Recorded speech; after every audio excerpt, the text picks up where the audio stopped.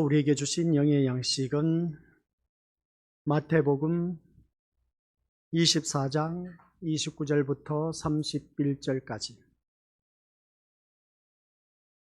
우리 한 목소리로 함께 합독하도록 하겠습니다. 그날 환난 후에 즉시 해가 어두워지며 달이 빛을 내지 아니하며 별들이 하늘에서 떨어지며 하늘의 권능들이 흔들리리라.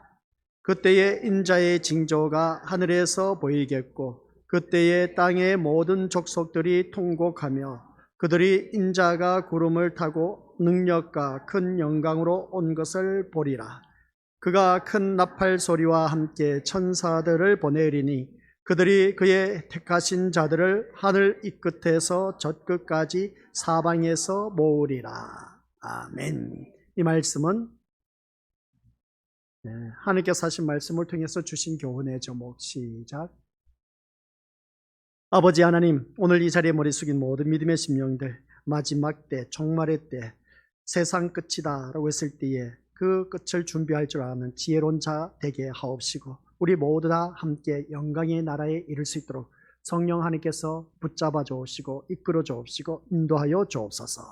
예수님의 이름으로 기도드립니다. 아멘. 하나님의 말씀이 우리에게 살아 역사하심으로 말미암아 그 말씀이 각 심령 속에 영과 혼과 간절과 골수를 찔러 쪼개기까지 해서 우리가 곁길로 빠지지 않고 오직 이 믿음의 자리를 지킬 수 있도록 인도하신 그 성령 하나님, 그 성령 하나님의 인도하심과 조명하심 속에 오늘 또한 이렇게 오전 시간, 오후 시간 자기 믿음의 자리를 지킨 우리 고수들 보면 참 대단하다라는 것을 알 수가 있습니다. 다른 교회하고 비교하면 안 되지만 다른 교회는 그렇답니다. 오전 예배 하고 나면 점심 식사, 교회에서 하면 천만다행인데 식사하지 않고 집에 가서 식사하고 오라 하면은 거의 한 3, 40% 참석하고 나머지 5, 60%는 참여하지 않는다 라고 그렇게 말한 것을 보게 됩니다. 그런 그 모습을 볼 때 참 안타까운 모습을 보게 되는데, 아무튼 우리 기아 믿음의 신령들 바라보니까 오전 예배 때나 오후 예배 때나 한결같이 자기 믿음의 자리를 지킨 모습 보면 대단하다라는 것을 알 수가 있습니다. 마지막 그때에 우리는 어느 누구든지 주님을 맞이할 수 있는 자가 되어서 영광의 나라에 이르러야 된다는 걸 꼭 명심하시길 바랍니다. 그래서 오늘 우리가 오전 시간 말씀 이어서 듣는데 집에 가셔서 한번 말씀을 묵상하고 오셨는지 모르겠습니다. 30절 말씀을 바라볼 때에 그때에 인자의 징조가 하늘에서 보이겠고 그때에 땅의 모든 족속들이 통곡하며 그들이 인자가 구름을 타고 능력과 큰 영광으로 오는 것을 보리라. 이 말씀만 바라보면 분명히 마지막 때에 주님의 오시는 모습입니다. 그래서 우리가 처음 서두에 포문을 열었을 때 재림의 사건인가 예루살렘 멸망의 사건인가 바라보았을 때 말씀을 바라보면 앞뒤의 문맥을 비추어 보았을 때 제자들이 예수님의 십자가 사건으로 인해서 죽으심을 당하고 부활하신다라는 말도 제대로 그들에게는 기둥으로 들렸는데 주님이 또다시 재림 이야기하면 이게 먹혀 들어갈까라는 말씀이죠. 그러다 보니까 재림의 사건이 아닌 예루살렘 멸망의 사건을 다루면서 오늘 나와 접목시켜보자. 나와 접목시켰을 때에 한결같이 그 예루살렘의 멸망의 사건이 해가 어두워지고 달이 빛을 잃고 또한 별이 떨어진다라는 것을 우리가 깨닫게 되었던 겁니다. 그것은 곧 이스라엘 백성들에게 예루살렘 성전은 해와 달과 별과 같은 상징적인 그러한 존재였습니다. 그게 예루살렘 성전이 무너짐으로 말미암아 이제 빛을 잃게 되고 별들이 떨어진다라는 그런 표현을 하고 있음을 보게 됩니다. 그 말씀의 핵심은 다른 것이 아니라 내가 죽어져야 된다. 나를 부인해야 된다. 자기를 부인하지 않으면 영광의 나라에 이룰 수가 없다라는 말씀이 오전 말씀의 내용이었습니다. 그래서 오늘 이 자리에 앉아 계신 우리 귀한 믿음의 심령들 앞에 화면에 나와 있는 것처럼 인자의 징조가 하늘에서 보이겠고 땅의 모든 족속들이 통곡해서 그들이 인자가 구름을 타고 능력과 큰 영광으로 오는 것을 보리라 하면 구름 타시고 오신 우리 주님이 영광 가운데 오신다. 대부분 문자적으로 그대로 바라볼 수가 있는 것인데 이 말씀을 우리가 14절 같이 읽어보도록 하죠. 시작. 이 천국 복음이 모든 민족에게 증언되기 위하여 온 세상에 전파되리니 그제야 끝이 오리라. 끝이 언제라고요? 온 세상에 복음이 전파되었을 때에 주님이 오신다는 겁니다. 그러면 주님이 아직 오시지 않는 것을 보면 복음이 세상 끝에 전하지 않았기 때문이다 라고 말할 수가 있음을 보게 됩니다. 오늘날 우리가 전도를 하면 거의 다 대부분이 나도 과거에 교회에 다녔다라고 그렇게 하신 분들이 있는데, 그러나 이날 이때까지 예수 믿으라고, 교회 다니자고, 천국 가자고, 예수 믿고 천국 가자고 그 소리를 들어보지 못하신 분들이 부지기수로 아직도 우리나라에는 많다는 겁니다. 우리는 그만큼 전도를 했는지 안 했는지는 알 수가 없지만 오늘 이 시대 우리 믿음의 것들 다시 한 번 더 그런 분들 바라보면 우리가 한번 다시 자기 자신을 들여다볼 수 있는 그런 시간이 되어야 된다는 것을 깨닫게 되는 것이죠. 그러면 이 30절과 14절 말씀을 곰곰이 묵상해 보자는 겁니다. 인자의 징조가 하늘에서 보인다. 땅의 모든 족속들이 통곡한다. 모든 족속들이 통곡하는 것은 도대체 무엇일까? 여기서 들림을 받지 못해서 주님 다시 오실 날에 내가 그 안에 들어가지 못해서 통곡일까? 대부분 그렇게 생각하실 겁니다. 그런데 이 말씀을 14절 말씀을 바라보니까 이 키가 있는 것을 보게 됩니다. 열쇠가 있다는 것이죠. 이 천국 복음이 모든 민족에게 전파되어야만이 주님이 끝이 오신다는 겁니다. 그러면 오늘 본문 말씀 30절에서 말씀하고 있는 인자가 구름을 타고 능력과 큰 영광으로 오신다라는 것은 어떻게 우리가 바라봐야 될 것인가? 이런 말씀의 내용입니다. 그래서 여기서 보면은 세상 끝에 있을 사건으로 천국 복음이 모든 민족에게 증언되는 것을 말하고 있다. 이것을 알 수가 있습니다.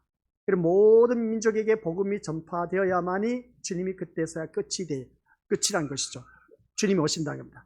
여기서 말하는 세상 끝이, 시작, 세상 끝이 곧 예루살렘의 멸망을 의미하는 것이라면, 세상 끝이 곧 예루살렘의 멸망을 의미하는 것이라면, 그 다음 말씀 보면 인자의 징조란 천국 복음이 모든 민족에게 증언되는 것을 말하는 것으로 우리가 이해될 수가 있다라는 내용입니다. 그러니까 인자의 징조는 뭐라고요? 천국 복음이 모든 민족에게 전파되어야 된다는 거죠. 그래야 인자의 징조가 이제 마지막 때에 주님이 오신다는 것을 알 수가 있다는 겁니다. 그러면 여기서 우리가 생각해 보자는 겁니다. 그래서 성경 말씀을 볼 때 생각하지 않고 그냥 문자로만 빨간 것은 우리 주님의 하신 말씀, 검은 것은 글씨요, 그리고 어떤 종이는 흰 종이다 라고 그렇게만 우리가 받아들이고 그대로 글씨만 읽어내려 갈 것이 아니라 이 말씀에서 멈춰서 내가 묵상하고 또 묵상하고 또 묵상해서 이 말씀이 도대체 무엇을 의미할 것인가 라고 우리가 이것을 두고 우리가 계속해서 마지막 때를 준비할 수 있는 그런 자가 되어야 된 겁니다. 그저 성경 말씀 읽으라 하니까 읽고 넘어가는 것이 아니라 한 절 한 절 바라보면서 이 말씀이 도대체 무엇을 의미하는지 우리가 그것을 깨닫자는 겁니다. 이것을 깨닫지 못하면 영광의 나라에 이를 수가 없다는 것이죠. 그래서 깨닫지 못한 우리 믿음의 심령들 통해서 또 어떻습니까? 주의 종을 세워서 이 말씀을 하나하나 또 가르쳐주고 깨우쳐주고 그 말씀 따라 순종하면서 살아가는 것, 그게 바로 우리가 살아갈 삶의 모습이란 겁니다. 그래서 오늘 이 말씀 통해서 인자의 징조라고 했을 때 천국 복음이 모든 민족에게 전파되었을 때 그때서야 이제 세상 끝이 올 것이다 라는 것을 알 수가 있는 것인데, 하지만 이 천국 복음이 모든 민족에게 증거되는 것을 우리의 전도나 선교로 생각하면 또 안 된다는 겁니다.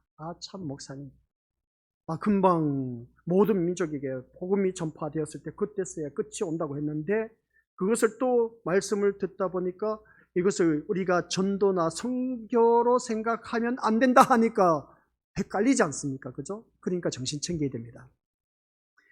우리가 복음 전파하고 선교로 하면 그것으로 생각하면 안 되는 이유가 뭐냐면은 복음 전파는, 시작, 복음 전파는 전적으로 여기서 이제 우리가 생각해 봐야 됩니다. 복음 전파는 전적으로 뭐라고요? 성령의 역사로 시작되어야 된답니다. 성령의 역사가 아니면 복음 전파가 제대로 들어가지 않습니다. 그래서 우리 믿음의 것들 전도하다 보면 어느 누구에게는 쉽게 전파되어서 아멘 하면서 곧바로 수능해서 어떻습니까? 교회에 나오신 분들이 있는가 반면에 몇십 년 동안 복음을 전파해도 꿈쩍도 하지 않습니다. 판을 찔러도 피가 안 나올 정도로 아주 강팍한 심령들이 세상에 늘려져 있다는 겁니다. 그런 그 모습을 바라보았을 때 이것은 성령의 역사가 아니면 안 된다는 것이죠. 안 됐지만 우리 가족 식구들을 바라보니까 진짜 제가 통탄하면서 아파할 것이 바로 그겁니다.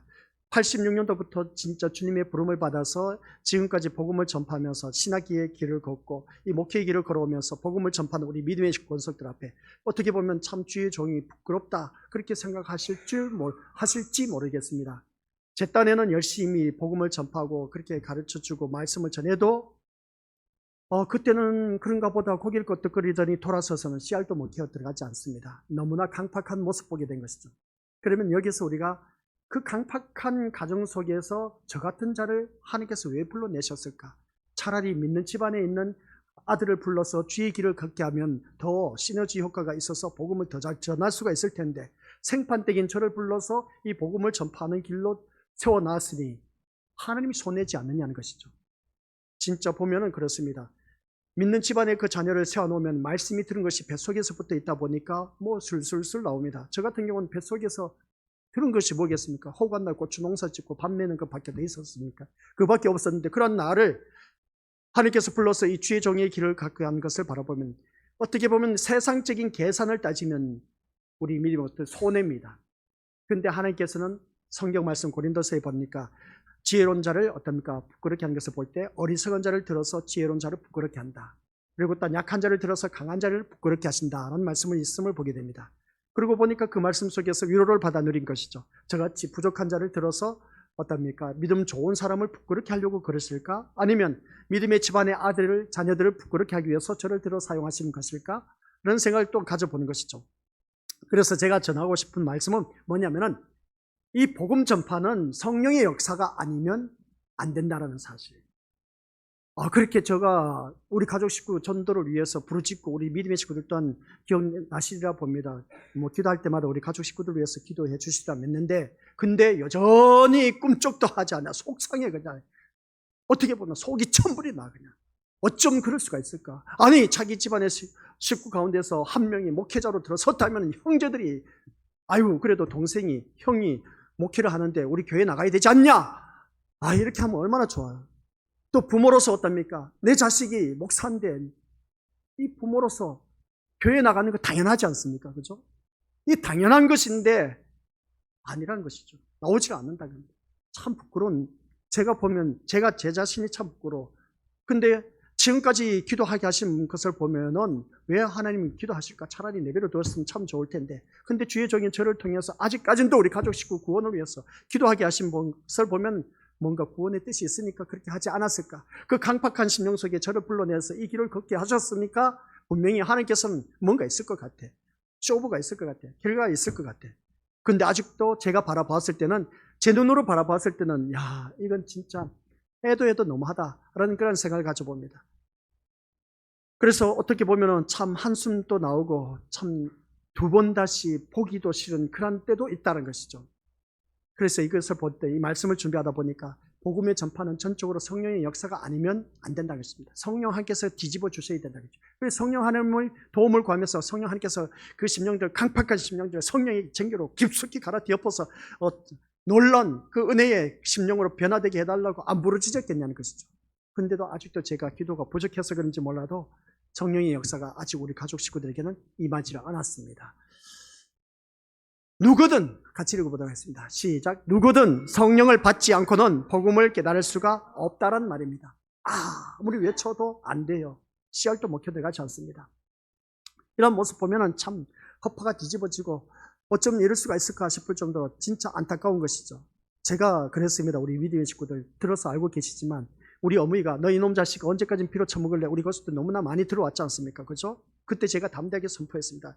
어머니 두고 보세요. 우리 가족 식구들 형제들 가운데 제가 제일 잘 먹고 잘 살고 잘 누릴 겁니다. 제일 잘 살 겁니다. 저는 예수님 때문에 정말 제일 잘 먹고 잘 살고 잘 누립니다. 형제들 아무리 돈 많이 벌어도요, 우리 형 바라보니까 한 달에 수입이 뭐 1,000만 원, 2,000만 원 넘어갑니다. 아무리 돈 많으면 뭡니까? 가정에 화목이 있어야지. 행복해야지. 그런 그 모습 볼 때 그렇다고 해서 그 형들이 저를 개척했을 때 돈 일전 땡푼이라도 도와줬냐? 아니요. 형제라고 도와준 거 없었습니다. 진짜 해도 너무하죠. 우리 믿음의 식구들 그러지 않습니까? 인간 윤리 도덕적으로만 생각해도 아니 동생이 그렇게 어렵게 개척을 해서 하면은 도와주고 싶습니까? 안 도와주고 싶습니까? 내가 교회를 안 다니더라도 도와줄 거예요? 안 도와줄 거예요? 보니까 답변 안 한 거 보니까 안 도와줄 것 같아. 그렇게 살면 안 돼요. 우리 믿음의 식구들 도와주셔야 돼요. 이 어려운 사람 있으면 도와주셔야지. 안 도와주더라니까요. 우리는 그래서 어떻습니까? 진짜 개척을 해서 쌀이 없었을 때 진짜 이건 난감했습니다. 그런 모습 볼 때 우리 믿음의 식구들 여기서 보면 그렇습니다. 우리가 살아간 모든 삶 속에서 성령을 받지 않고는 복음을 깨달을 수가 없다는 겁니다. 그래서 성령의 역사가 있어야 된다는 것이고, 또한 이 자리에 앉아 계시는 우리 믿음의 식구들 제가 말씀을 전하니까 마지못해 나오신 분들 또한 있을지 모릅니다만은 그러나 기억하시길 바랍니다. 일단은 이 자리에 나왔으니까 다른 거 다 제쳐놓고 오직 말씀에만 집중하시길 바랍니다. 말씀에만 집중해서 우리 주님을 만나시길 바랍니다. 만나야 돼. 그래야 우리 것들 우리 영광의 나라에 이룰 수가 있어. 안 그러면 우리가 영광의 나라에 갈 수가 없습니다. 깨달아야 된다니까요. 알아야 돼. 근데 아는 데 있어서 내가 안다고 힘을 쓰고 길을 쫓고 세운다 할 때 그게 되냐는 것이죠. 그러면 얼마나 좋게. 그래서 성령 하나님의 도움을 구하라는 겁니다. 성령의 도움을 구해서 오늘 이 시간 정길용 목사가 외치는 그 말씀이 내 심령 속에 새겨져서 그 말씀대로 살아갈 수 있도록 아멘 아멘 할 수 있도록 주여 저에게도 듣는 귀가 열리게 하여 주옵시고 보는 눈이 열리게 하여 주옵소서라고 하나님 앞에 간절하게 부르짖으면서 주님 앞에 나와야 돼. 예배 드릴 때 나올 때마다 그런 마음을 가지고 우리가 임해야 되는 겁니다. 그래야 깨달음의 역사가 있습니다. 오늘 오전 시간 내내 들어도 우리가 무슨 말인지 아시는 분들 아시지만 모르시는 분들 또 몰라. 그래서 간단하게 말씀드렸지 않습니까? 영광의 나라에 이르려면 내가 죽어야 된다. 시작. 그랬더니 우리 미리 것들 시골에 계신 연로하신 분들 겁니다. 영광의 나라에 이르려면 내가 죽어야 된다 하니까 농약을 갖다 놓고 그냥 그 마시고 죽으란 말이냐? 그거 아니야. 우리 미리 것들 칼로 그냥 내 목을 잘라서 죽으란 말이냐? 그것도 아니에요. 우리 것들 내가 죽어야 된다는 것은 하나님의 백성으로서 볼품 없는 것 아시겠습니까? 그게 뭐겠습니까? 자기를 부인하는 것밖에 없습니다. 자기 뜻, 고집, 아집, 내세운 것, 이거 진짜 고집불통 이 모든 것 우리 것들 이걸 다 부인하지 않으면 하나님 나라에 갈 수가 없다는 겁니다. 그래서 예수님이 자기를 부인하고 나를 따를 것이니라고 하신 것을 우리가 깨닫게 되는 것이죠. 이게 안 이루어지면 우리 것들 어느 누구든지 자기를 부인할 수가 없는 이유가 뭐냐? 성령의 도움을 받지 못했기 때문에 그렇습니다. 성령의 역사가 아니면 우리 것들 성령 하나님의 도움을 받지 않으면 복음을 깨달을 수도 없고 그저 인위적으로 교회에 왔다 갔다 할 뿐인 겁니다. 그래서 오늘 이 어린아이들부터 있는 그 모습 보면 참 기특하다고 제가 누누이 말씀드리는데 이 어린아이들이 나중에 커서 어떻게 될까? 저는 참 기대가 돼요. 잘 될 수도 있고 못 될 수도 있는데 못 되는 것보다는 하나님 말씀 안에서 늘 사는 자녀면 잘 될 수밖에 없습니다. 성공할 수밖에 없다는 것이죠. 그래서 오늘 말씀을 통해서 이 복음 전파는 성령의 오심과 연결되어야 됩니다. 시작. 복음 전파는 성령의 오심과 연결이 되어야 된다. 우리가 복음 전파는 성령의 역사하심과 연결이 안 되면은 이 자리에 앉아 있어 봤자 소용이 없다라는 말씀 내용입니다. 그래서 성령의 오심이 곧 모든 민족에게 복음이 증거가 되는 것이고 성령이 오셔서 31절 말씀대로 우리 31절 한번 보시기 바랍니다. 31절 시작. 그가 큰 나팔 소리와 함께 천사들을 보내리니 그들이 그의 택하신 자들을 하늘 이 끝에서 저 끝까지 사방에서 모으리라. 성령의 역사가 이 오늘 믿음의 것들 오심으로 말미암아 복음이 전파되는 것을 연결될 때 인자는 이 말씀을 통해서 우리 믿음의 것들 다시 한 번 더 이 31절 말씀을 통해서 이 끝에서 저 끝까지 사방에서 모으신 것이 있음을 보게 됩니다. 복음이 전파됨으로 말미암아. 그렇게 보면은 인자의 징조는 성령의 오심으로 이해가 될 수가 있다. 이해가 되십니까? 인자의 오심은 성령의 오심으로 말미암아 우리가 이해를 할 수 있다는 겁니다. 이 말씀은 뭐냐면 오순절 성령 강림이 곧 인자의 징조에 해당되는 말씀이다 라는 내용입니다. 오순절 성령 강림을 받았습니다. 그래서 오순절 했을 때 77절 맥주절은 우리가 영생을 얻는 귀한 복된 날. 그래서 모든 절기는 예수 그리스도에게 초점을 맞춰야 된다고 맥주절 때 말씀을 드렸습니다. 그러면 이 맥주절 때는 성령 강림 사건, 성령 강림이 임함으로 말미암아 우리는 영생을 얻게 되어서 지금 우리가 이 세상 살 때 육신의 이 고기 덩어리는 죽어서 땅에 파묻혀서 어떤 흙으로 들어가지만은 그러나 우리의 영혼은 영원토록 산다는 겁니다. 그래서 영생을 얻게 됐다는 것이죠. 이런 말씀을 볼 때 여기서 오순절 성령 강림이 곧 인자의 징조에 해당되는 것이다 라는 말씀 내용입니다. 그래서 땅에 여기서 한번 보시기 바랍니다. 끊어서 보여주셔야 되는데 땅의 모든 족속이 통곡하는 것도 뭐라고 했습니까? 땅의 모든 족속이 통곡한다라고 했지 않습니까? 오늘 성경 말씀 보세요. 어디에 나와 있습니까? 30절 중반에 땅의 모든 족속들이 통곡하며 라고 했지 않습니까? 여기서 땅의 모든 족속들이 통곡한다라는 것, 이걸 어떻게 받아들여야 되겠냐겠죠. 주님이 재림하셔서 그때 우리가 통곡한다? 아니요. 그때 통곡해봤자 소용없어요. 아시겠습니까? 근데 여기서 말씀을 바라볼 때 땅의 모든 족속들이 통곡한다라고 했을 때 여기서 땅의 통곡, 이것은 곧 무엇을 말하느냐 비춰주시기 바랍니다. 시작. 성령의 오심으로 인해서 회개의 애통이 있게 되는 것을 이해할 수가 있습니다. 이 말씀입니다. 적어 놓으세요. 우리 믿음의 것들. 여기서 땅의 모든 족속들이 통곡한다 했을 때 그때 주님이 오셔서 아이고 대고 하면서 주님 나 살려달라고 나 천국에 들어보내달라고 통곡하는 그게 통곡이 아니라 우리 믿음의 것들 여기서 땅의 모든 족속들이 통곡한다는 것은 성령의 오심으로 말미암아 회개의 역사가 일어나는 그것을 말하고 있습니다. 그래서 회개의 역사가 일어났을 때 인자가 구름을 타고 능력 영광으로 오는 것을 보리라 했을 때 이 말씀 인자의 징조가 어떻게 온다? 성령의 역사로 이 말씀 성령의 오심으로 말미암아 우리가 이해할 수 있다라고 했습니다. 그래서 인자가 오신다는 것은 우리 심령 속에 성령으로 임하셨다는 것입니다. 성령으로 임하셨기 때문에 통곡한다는 것이죠. 성령 하나님께서 지금 이 순간에 우리 심령 속에 말할 수 없는 탄식으로 간구하고 있다는 겁니다. 얼마나 간구하고 있는지 말할 수 없는 탄식으로 우리를 위해서 간구하고 있다고 그렇게 성경에 또 기록되어 있습니다. 그리고 인자의 징조는 뭐라고요? 성령 오심으로 우리가 바라볼 수가 있다. 오늘 이 자리에 앉아 계신 우리 믿음의 식구들이 바로 성령이 임하셨습니다. 성령이 임하셨기 때문에 그래도 이 자리에 나오게 된 것이지 성령이 임하시지 않으면 그러면 이 자리에 오전에 있다가 오후에 안 나오신 분은 성령이 임하지 않으셨네?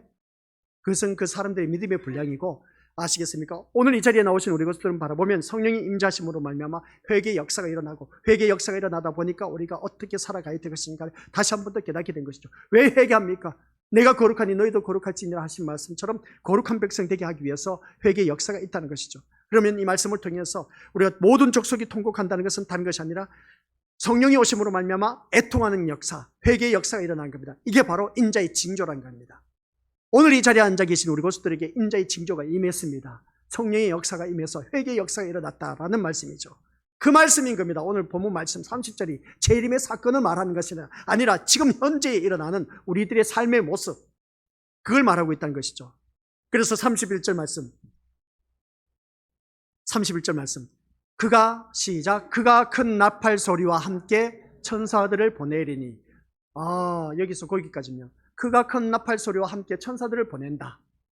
야, 천사, 날개 달린 그 천사. 우리 화장실 보면 여기 벽에 그림 그려놨지 않습니까?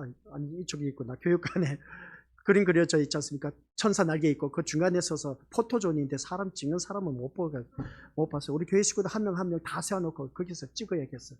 그래야 어떻습니까? 우리 신림교회 밴드에 올리도록 하든지 해야겠어요.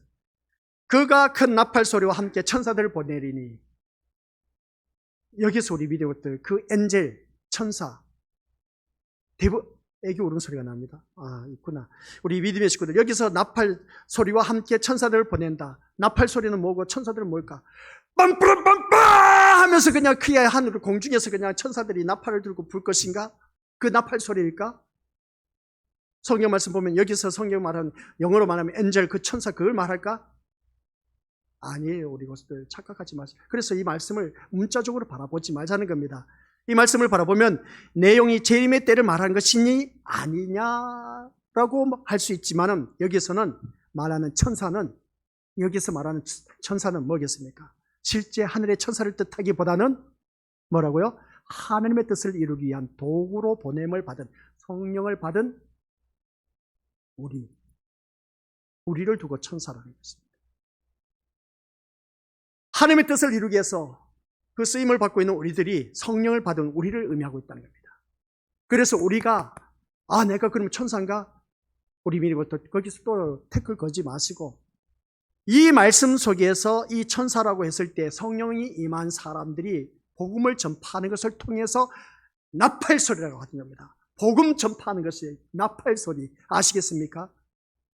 우리가 눈앞에 보이는 이 나팔을 불고 천사들이 나팔 불면서 온다 그렇게 말하지 않습니까? 천사들이 날개 달려서 공중에서 막 나팔 불면서 임하는 그 모습 보면은 다들 그렇게 착각하고 있는데 그게 아니라 오늘 여기서 보면 인자의 오심은 뭐라고 했어요? 성령이 강림하신 것, 성령이 인자하신 그리고 성령이 임하신 분들을 통해서 인자가 오신 증거를 나타내고 있다. 그 통곡하는 것이 뭐냐? 회개의 역사가 일어난 것을 말하고 있다. 그러면 회개의 역사가 일어난 그 심령들은 무엇을 해야 되느냐 했을 때 31절 말씀 그가 큰 나팔 소리와 함께 천사들을 보내리니 말씀은 성령이 임한 사람들이 어느 누구든지 한결같이 내가 복음을 전파하는 그것을 두고 비유법을 통해서 말씀하고 있습니다.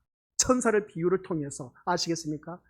그래서 이 말씀을 통해서 우리가 복음을 전파하는 그런 우리가 되어야 되는데 여기서 말씀하는 것은 바로 그겁니다. 하나님의 뜻을 이루기 위한 도구로 보냄을 받은 성령 받은 우리를 의미하고 있다는 걸 꼭 명심하시길 바랍니다. 그래서 큰 나팔 소리와 함께 천사를 보낸다는 것은 심판의 의미가 있는 말이기도 하지만은 성령 받은 자가 성령 받은 신자가 복음을 전하는 것이야말로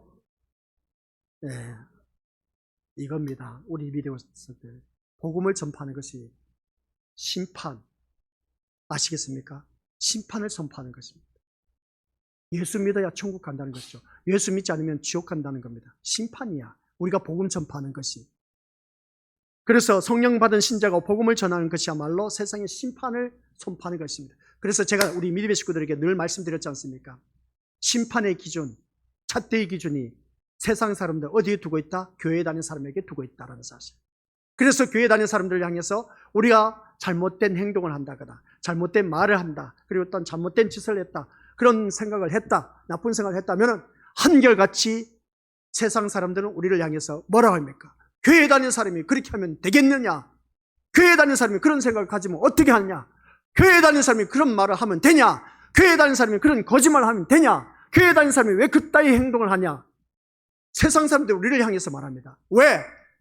교회에 다니는 사람들이 모든 삶의 잣대의 기준이 되고 있기 때문에 그렇고, 또한 우리가 교회에 다니는 사람들이 성령 받았기 때문에 심판을 선포하는, 복음을 전파하는 자가 되었기 때문에 그렇습니다.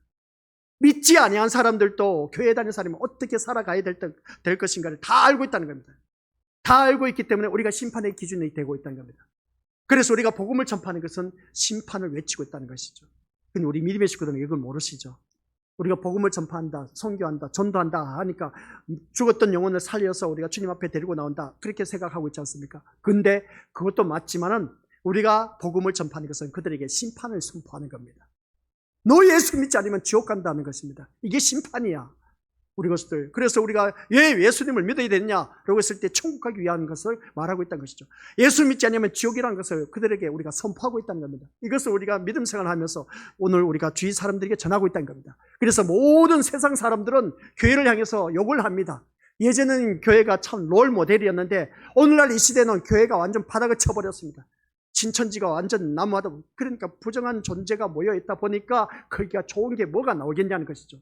그래서 세상 매스컴은 온통 어떻습니까? 교회에서 잘못한 거 나오면 곧바로 그냥 때리는 겁니다. 그 이유가 뭔지 아십니까? 심판의 기준이 되고 있기 때문에 그렇습니다. 그러니까 교회를, 타 종교에서는 잘못한 건 뉴스에 안 나와, 솔직히 말해서. 교회에서 잘못한 것은 곧바로 나옵니다, 뉴스에. 왜 그럴까? 심판의 기준이 되고 있기 때문에 그렇습니다. 윤리 도덕의 모든 것에, 모든 삶의 기준이 교회에 다 초점이 맞춰져 있기 때문에 그렇습니다. 그래서 우리가 때로는 바라보면, 방송사들 바라보면서 어떻습니까? 그 기독교를 때린 거 보면, 진짜 해도 너무하네, 그런 생각 들지 않습니까? 그죠? 당연한 거예요.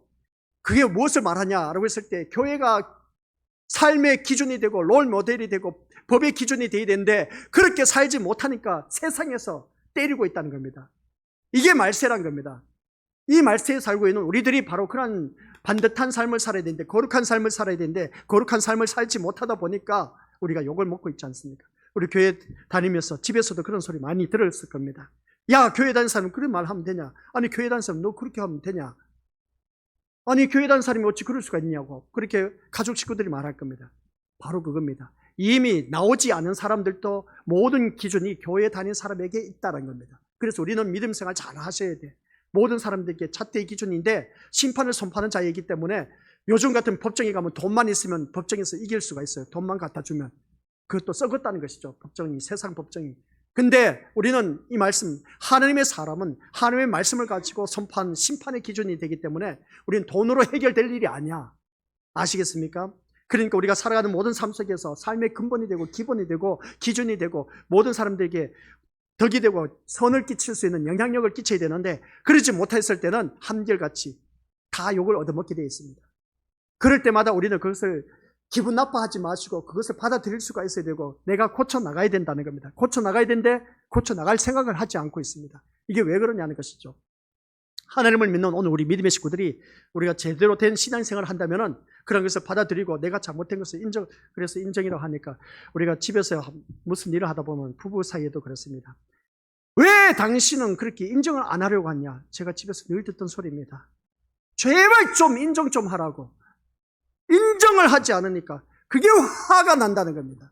바로 그겁니다. 우리 믿음부터 인정을 하지 않는다는 것이죠. 사람이 얼마나 강팍한지. 그래서 살아가는 삶 속에서 바라보면 가정에서도 그 자기에 대한 잘못에 대해서 인정을 하지 못해서 어떻습니까? 서로 불협화음이 생기는데 하물며 세상 사람들하고 살아가는 삶의 모습이 어떠하겠냐는 것이죠. 인정하지 못하다 보니까 불협화음이 생기고 거기에 대해서 자존심, 자기의 이제 성격이 드러나는 겁니다. 성질이 드러나는 것이죠. 그래서 거기서 이제 싸우고 치고받고 하는 그 모습 보게 되는데, 그래 교회 다니는 사람 그렇게 싸우면 되냐고 또 그렇게 말합니다. 더 화가 나지 않습니까? 그런 소리 들으면 화가 나도 어쩌하겠습니까? 우리들이 심판의 기준이 되고 있는데, 그러다 보니까 이 말씀을 듣다 보면 우리 믿음의 것들 당연하게 내가 지켜야 할 도리가 뭔지 이제 아시죠? 이 말씀 오늘 네 번째입니다. 인자의 징조가 임했다는 것은, 인자의 징조는 뭐라고요? 성령 받은 오늘 이 자리에 앉아 계신 우리 귀한 믿음의 심령들, 그게 바로 인자의 징조를 말하고 있습니다. 우리 주님이 승천하시면서 어떻습니까? 너희가 보는 것 가운데 내가 다시 오마 했습니다.